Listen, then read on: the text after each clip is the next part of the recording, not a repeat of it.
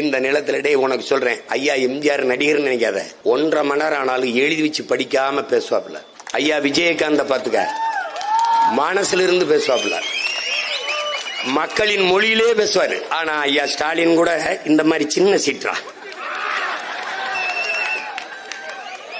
என் தம்பியும் ஐயா எடப்பாடியும் முழு சீற்றா.